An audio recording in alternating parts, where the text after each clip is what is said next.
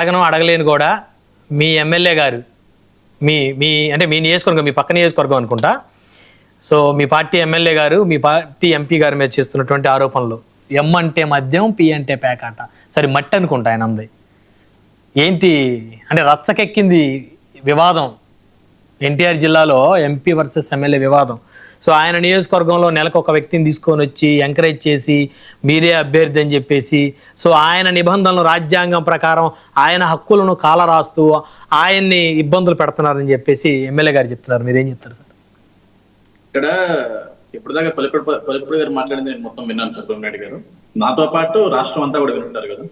అవును సార్, గతంలో కూడా ఒక ఇన్సిడెంట్ జరిగింది, అదే తిరుగు ఒక కార్యక్రమానికి. ఆ రోజు కూడా కేసీఎం చిన్ని గారి మీద ఇదే విధంగా మాట్లాడారు పులిపుడు గారు. కానీ కేసీఎం చిన్ని గారిని మీడియా మిత్రులు అందరూ అడిగినప్పుడు ఒక్క మాట ఆయన పరుష పదజాలం మాట్లాడలేదు ఎక్కడ కూడా. ఈ రోజు నేను ఎంపీకి సపోర్టా లేకుంటే ఎమ్మెల్యే గారికి సపోర్టా అంటే నేను ఎవరికి సపోర్ట్ కాదు. ఇక్కడ నేను తెలుగుదేశం పార్టీ కార్యకర్త. అవును, ఇప్పుడు తెలుగుదేశం పార్టీ పరువుని రోడ్డు మీద పెడతా అంటే ఒప్పుకోను కదా నేను. ఇప్పుడు నిన్న ఏదైతే స్వామివారికి పట్టు వస్త్రాలు సమర్పించడానికి వెళ్ళారు, ఎమ్మెల్యే గారు వెళ్ళారు, ఎంపీ గారు ఇద్దరు వెళ్ళారు. సరే, ఇక్కడ ఎమ్మెల్యే గారు చెప్పిన వర్షన్లో ఏంటంటే పూజారులను భయపెట్టేశాడు ఎంపీ గారు, యాయ్ అని నడుచుకుంటారు. ఆ విజువల్స్ ఎక్కడ నాకు అది కనపడదు.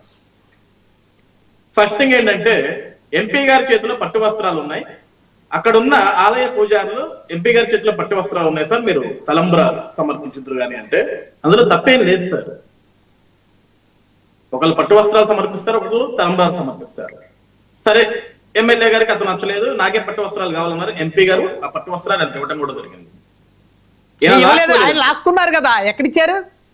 అక్కడ మీరు చూసే విజువల్ రా, ఇంకోటి ఉందా? అసలు వాస్తవం ఏంటంటే దేవాలయంలో మనకి ఎటువంటి వివాదాలు వద్దు, ఎందుకంటే ఇక్కడ మనం పరమ పవిత్రంగా ఉండాల్సిన దేవాలయం. అవును, ఇక్కడ ఎంపీ ఎమ్మెల్యే హోదాలు కాదు, భగవంతుడు ముందు మనకు కావాల్సింది అని చెప్పేసి ఎంపీ గారు ఇచ్చేశారు. ఎంపీ గారు ఇచ్చేసిన తర్వాత ఎవరైతే ఇప్పుడు ఎమ్మెల్యేకి ఉన్న అనుచరులు గొడవ చేస్తున్నారు, ఎంపీకి ఉన్న అనుచరులు వాళ్ళ అభిమానులు గొడవలు చేస్తుంటారు. అక్కడ ఇచ్చి ఆయన తల మీద పెట్టుకున్న తర్వాత తల మీద లాగపోయారు. ఎవరు లాగపోయింది? ఎంపీ గారు గారు. ఆయన చుట్టుపక్కల ఉన్న ఆయన అభిమానులు ఎవరైనా కోపం వచ్చి ఎంపీ గారి చేతిలో లాక్కోవడం ఏంటంటే ఇది కరెక్ట్ కాదని వాళ్ళు లాక్కోబోయారు. దాన్ని వారించారు ఎంపీ గారు. ఇది దేవాలయం, మనం హోదాలు ఇక్కడ చూపించాల్సిన అవసరం లేదు, గౌరవప్రదంగా ఉందామని చెప్పేసి. సార్, నిజంగా అవమానం జరిగింది, తప్పు జరిగింది, నాకు బాధ కలిగిందంటే ఎంపీ గారు అక్కడికి వెళ్ళిపోవచ్చు. కానీ మనం వచ్చింది కళ్యాణం, భగవంతుడు కళ్యాణానికి వచ్చాం, పట్టు వస్త్రాలు సమర్పించడానికి వచ్చాం. మనం పద్ధతిగా ఉండాలని చెప్పేసి వెళ్ళి హ్యాపీగా కూర్చున్నారు. కళ్యాణం అయిపోయాక సతీ సమేతంగా అక్కడే కూర్చున్నారు. ఆ తర్వాత అక్కడి నుంచి వెళ్ళిపోయారు. నిన్న రాత్రి కూడా మీడియా వాళ్ళ ముందు మాట్లాడారు ఎంపీ గారు.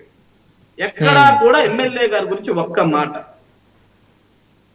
ఆ వివాదం గురించి గాను లేకపోతే ఎమ్మెల్యే గారి గురించి ఒక్క మాట మాట్లాడలేదు. ఈ రోజు పొద్దున్న నుంచి కూడా ఎక్కడ కూడా ఆయన పనులు నిమగ్నం అయిపోయాడు. అవును, ఆయన పనులు ఆయన నిమగ్నం అయిపోయాడు. ఎక్కడ కూడా ఎమ్మెల్యే గారి గురించి తప్పుగా మాట్లాడలేదు. ఈ రోజు ఇప్పుడు సార్ నాకు ఇక్కడ బాధ అనిపించే అంశం ఏంటంటే ఎంపీకి అర్థం మార్చేశారు ఎమ్మెల్యే గారు. ఎం అంటే మట్టి, పి అంటే పేకాట అని. ఈ రెండేళ్లలో మీరు చాలా చూపించవచ్చు కదా, మరి మీ నియోజకవర్గంలో మరి ఎమ్మెల్యేనే కదా, ఆయనే చెప్పారు. ఏమని? నాకు అధికారులు సహకరిస్తున్నారు, ఎక్కడ నాకు అధికారులు ఏమి అయ్యాయి, నా పనులు కట్టుకోవటంలో లేకుంటే నాకు ఇచ్చే గౌరవాన్ని కట్టుకుంటాను ఎక్కడ చెప్పలేదు కదా. ఈ రోజు నిజంగా ఎమ్మెల్యే మీద చిన్న చూపు చూపించాలి అంటే ఈ రోజు కేంద్ర పార్టీ కార్యాలయం నుంచో లేకుంటే ముఖ్యమంత్రి గారి ఆఫీస్ నుంచో అక్కడ ఎంపీకి ఎక్కువ ఇంపార్టెన్స్ ఇవ్వండి, ఎమ్మెల్యేకి తక్కువ ఇంపార్టెన్స్ ఇవ్వండి చెప్పాలి కదా. ఏం చెప్పలేదు. ఎమ్మెల్యే గారికి ఉండాల్సిన గౌరవం ఎమ్మెల్యే గారికి ఉంది. అంటే ఎంపీ గారు ఆ విధంగా చేస్తున్నారు, నియోజకవర్గంలో ఆ విధంగా ఆయన ఇక్కడ ఎంకరేజ్ చేస్తున్నారు, మట్టి దోపిడీ చేసే వాళ్ళని, అదే విధంగా పేకాట శిబిరాలని నిర్వహించే వాళ్ళని ఎంకరేజ్ చేస్తున్నారు, నా మీదకు ఉసిగొలుపుతున్నారు, 2 నెలలకు ఒక వ్యక్తిని తెచ్చి ఇతనే ఇన్ఛార్జి, రేపు కాబోయే ఎమ్మెల్యే ఇతనే అని చెప్పేసి డిస్టర్బ్ చేస్తున్నాడని ఆయన ఆవేదన. అది ఇప్పుడు కాదు సార్, నెలకొకళ్ళ బట్టకు వస్తున్నాడు అక్కడికి అన్నారు. ఎవరిని పట్టుకొచ్చారు, వాళ్ళ పేర్లు చెప్పమనొచ్చు కదా. పలానా వ్యక్తిని, పలానా ఎక్స్, పలానా వై, పలానా జెడ్ తీసుకొచ్చాడంటే మనకు కూడా క్లారిటీ ఉంటుంది కదా. ఇప్పుడు మీరు ఎమ్మెల్యేగా ఉన్నారండి, ఇప్పుడు అక్కడ ఆయన ఎమ్మెల్యేగా ఉన్నారు, నేను కాకుండా ఇంకొకరు తీసుకొచ్చారంటే ఎక్స్ వై జెడ్ క్యారెక్టర్స్ ని వాళ్ళ పేర్లు ఇవ్వండి చెప్పేస్తే అయిపోద్ది కదా. నెక్స్ట్ ఫేజ్ చెప్తారేమో ఆ పేర్లు కూడా. ఎందుకు సార్ దీనికి ఫేజుల వారి ఎందుకు పెంచుకుంటూ పోవటం ఎందుకు? ఇప్పుడు ఇన్నిసార్లు ఇన్ని గొడవలు జరిగే ముందు నువ్వు చెప్పవచ్చు కదా, పలానా వాళ్ళు తీసుకొచ్చినారు నెక్స్ట్ ఎమ్మెల్యే అంటారని. ఎంపీ గారు ఎట్లా డిసైడ్ చేస్తారని నెక్స్ట్ ఎమ్మెల్యే క్యాండిడేట్ ఎంకరేజ్ చేసి ఈయన అంటే కొన్ని అంశాలు కాదండి, ఇప్పుడు బహిరంగంగా నేనేమన్నాను మాట్లాడకూడదు కానీ అక్కడ ఎంపీ గారు స్థానికంగా ఉన్న 7 శాసనసభ్యులకి ఆర్థికంగా కొంత వెసులుబాటు కల్పిస్తారు, అది అందరికి తెలిసిన అంశమే కాబట్టి వాళ్ళు ఎంకరేజ్ చేస్తున్నారేమో అనేది. ఇక్కడ ఒక అంశం ఏంటంటే బ్రహ్మనాయుడు గారు, ఎంపీ గారు గాని ఎమ్మెల్యేలు గాని ఎవరు డిసైడ్ చేయాల్సింది? అధిష్టానమే కదా. ఇప్పుడు రేపు నియోజకవర్గాల్లో బాగుంది అనుకుంటే ఎమ్మెల్యే గారిని కొనసాగిస్తారు, బాగోకపోతే ఎమ్మెల్యే గారి ప్లేస్ ఇంకొక ఎమ్మెల్యేని తీసుకొస్తారు. అది సర్వసాధారణం, ఏ నియోజకవర్గం జరిగే అంశం అది. అవును, ఇప్పుడు ఎంపీ గారు ఎంకరేజ్ చేస్తారని అధిష్టానం ఎంకరేజ్ చేసేసిందండి, అవ్వదు కదా. కానీ ఎమ్మెల్యే గారి మీద ఏమైనా చర్యలు ఉంటాయా పార్టీ తరఫున? ఇప్పుడు ఇక్కడ చర్యలు తీసుకోవాలి, చర్యలు తీసుకునే దానికి ఏంటంటే సార్, ఇక్కడ నేను ఒక విషయం చెప్తాను బ్రహ్మనాయుడు గారు. ఇక్కడ ఇప్పుడు ఎమ్మెల్యే గారే అన్నారు, గతంలో కూడా ఎంపీ గారు వచ్చారండి, మేము ఇద్దరం కలిసి సమర్పించాము అనేది పోయిన సంవత్సరం ఆయన చెప్పింది. అదే పోయిన సంవత్సరం అంటే అప్పుడు వాళ్ళిద్దరి మధ్య క్లాషెస్ ఏమీ లేవు, బాగుంది అంటే ఏదైనా బాగున్నసే బాగానే ఉంటుంది కదా సార్, ఫ్రెండ్షిప్ అయినా ఏదైనా సరే. వన్స్ చెడిన తర్వాతే కదా అవతల వాడు చిన్న పొరపాటు చేశాడు అన్నగా మనసుకి బాధ అనిపించేది. అంతా కలిసి ఉంటే ఇద్దరు స్నేహితుల మధ్య అతను బూతులు తిట్టినా కానీ పెద్దగా అనిపించదు. అదే ఇద్దరి మధ్య క్లాషెస్ వచ్చిన తర్వాత అతను అరే ఉన్నా కూడా నన్ను అరే అని మాట్లాడతావా అనేటువంటి అభిప్రాయం ఉంటుంది. అది హ్యూమన్ బీయింగ్స్, అది సహజమే కదా. బ్రహ్మనాయుడు గారు, నేను అనేది ఏంటంటే గతంలో కూడా ఎంపీ గారు అక్కడికి వచ్చారండి, పట్టు వస్త్రాలు సమర్పించారు, మేమిద్దరం కలిసి చేసామని చెప్పింది ఎవరు? ఎమ్మెల్యే గారు కదా. ఇప్పుడు ఎందుకు మా నియోజకవర్గం వచ్చాడు కావాల్సుకొని తీసుకొచ్చారా అంటున్నారు. గతంలో వాళ్ళు ఏ విధంగా అయితే పిలిచారు, ఈ రోజు కూడా అలానే పిలిచారు. వేరే నియోజకవర్గం వెళ్ళచ్చు కదా అంటే సార్, ఆ నెమలిలో ఎప్పుడు కూడా చాలా అద్భుతంగా చేస్తారు. ఎందుకంటే ఎంపీ గారికి ఆ గ్రామానికి ఒక ఫస్ట్ నుంచి కూడా అక్కడ ఉన్న నాయకులతో మంచి అనుభవం ఉంది. వాళ్ళు మాటను కాదనలేక వెళ్ళారు. మాటలు ఇప్పుడు మాట్లాడితే ఇక్కడ ఎమ్మెల్యే గారు అంటే కక్కుర్తి పడ్డాడు అని, కక్కుర్తి పడాల్సినంత అవసరం లేకుంటే అంత స్థాయికి దిగజాల్సిన అవసరం ఎంపీ గారికి కూడా లేదు. ఎందుకంటే ఎక్కడికి వెళ్ళినా సరే బ్రహ్మరథం పడతారు కదండి. అక్కడికి వెళ్ళి అక్కడ గలాట చేయాలి, గొడవ. ఇప్పుడు కాదు సార్, ఇక్కడ చిన్న ఎగ్జాంపుల్ సార్ బ్రహ్మనాయుడు గారు, ఇప్పుడు ఎంపీ గారు అక్కడికి వెళ్ళి గొడవ సృష్టించాలి అనుకుంటే అది ఎవరికి చుట్టుకుంటుందండి? ఎవరికి? పార్టీకే నష్టం, పార్టీకి. అండ్ వెళ్ళిన ఎంపీ గారికి కూడా అవమానభారమే కదా, ఆయన మీద కూడా వేలెత్తి చూపిస్తారు కదా. ఆ విషయం ఎంపీ గారికి తెలియదా? ఇప్పుడు అక్కడ భక్తులు లేకుంటే అక్కడ పూజారులు అక్కడ ఉన్న నాయకులు పిలిచిన దానికి వాళ్ళ మాట కాదలేక అక్కడికి వెళ్ళారు.